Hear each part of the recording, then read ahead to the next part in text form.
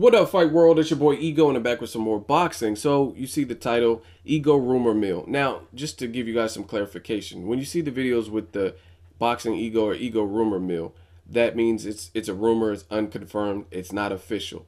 And the only reason I'm doing this, first of all, I'm not going to just throw out any rumor that I hear. These are all supposed to be credible rumors that are hopefully likely. Like recently, I said Timothy Bradley versus Jesse Vargas, same caption, Ego Rumor Mill, because that was the rumor and it hadn't been confirmed, but I was pretty sure based on the people I talked to that it was happening. And as you guys know, that fight is a real thing and it is happening. So the only reason I have to do that is from a journalistic point of view.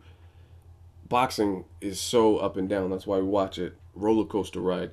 And you never really know. I mean, I've seen fights like Devin Alexander, Kell Brook was supposed to happen 3 times, never happened to this day. I've seen things like press conferences already that were supposed to be underway. Brandon Rios with Yuriorkis Gamboa. Gamboa just doesn't show up. So again, when you see titles like this, it's not that I'm just trying to spread rumors. It has to be something that is worthy of making a video of, that I believe is a solid lead.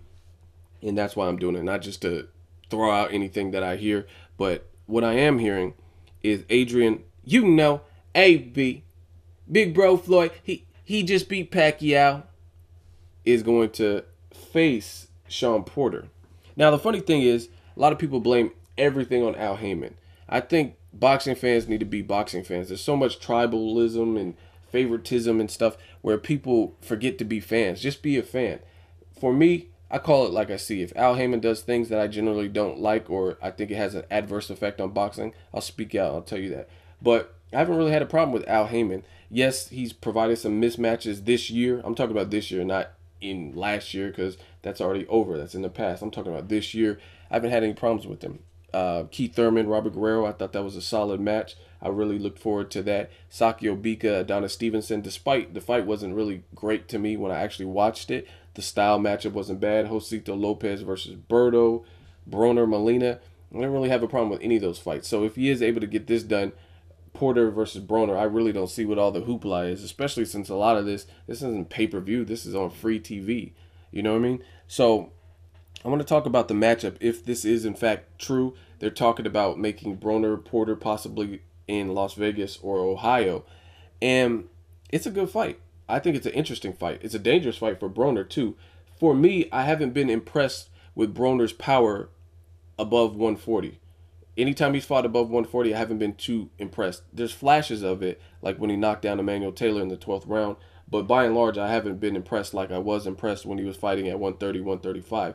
Now, he looks pretty big, but I don't know if it's a healthy big. I think Shawn Porter is naturally just bigger. In his amateur career, Shawn Porter fought in a higher division than he currently fights in. So I think Porter is the bigger, stronger of the two, and he has like a wild, kind of reckless style. I know some people will probably compare Maidana's success with Porter's success, but in boxing, styles make fights, and it doesn't always go hand in hand. Just because two people are similar, you have to break down the specifics. To me, Maidana has a better resume, better big fight experience than Shawn Porter, and also I think he's an improved fighter with his jab, and just in general, he's refined his style, whereas I look at Shawn Porter and he's a bit more reckless and wild. So again, it's a real dangerous fight for Broner because stylistically, the stronger of the two I really feel is Shawn Porter. And if he tries to attack Broner like a Paulie Malignaggi and just run through him, then it's going to be interesting. And it really makes me wonder to see how well Broner can box. Because John Molina, to me, he just didn't do it. He didn't go for broke. He had power, but this was at 140. If this fight were to happen, I would presume, this is just an assumption, that it would happen either at the full 147, where Broner has fought twice against Paulie Malignaggi, and also against Maidana, or at a catchweight. I don't think Shawn Porter's big ass can drop down to 140.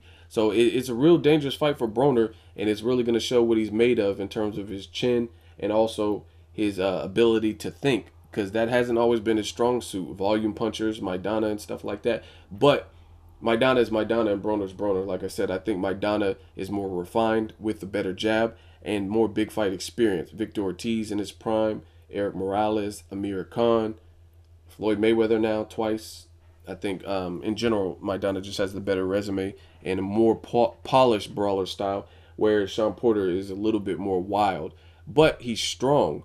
And Kell Brook is a big welterweight and even got a cut on his eye, and he had to really buckle down to control Shawn Porter, who was just trying to have his way with him. You've seen the Eric Bonet and stuff like that. So it's an interesting fight. I'm not doing an official prediction because the fight is not even announced. If it is announced, I will be happy. This is a good matchup. Like I said, I don't have details in terms of the weight, but if I were to take an educated guess, I would say it's at the full 147 where Broner has fought, or at a catch weight. But I will keep you guys updated to let you know if this rumor turns out to be true. If it is, I'm all for it. It's a good fight. I think Broner, he showed his boxing IQ a bit more in his last fight. And then Shawn Porter, he got the job done, last minute opponent, but he was able to get a TKO. So it's an interesting fight nonetheless. Let me know what you guys think. Broner versus Porter. Do you like it? Do you hate it? If so, why? And who would you favor to win? Drop me a comment. Make sure you like my video as always. Hate, comment, and subscribe. Till next video, it's Ego. Signing off.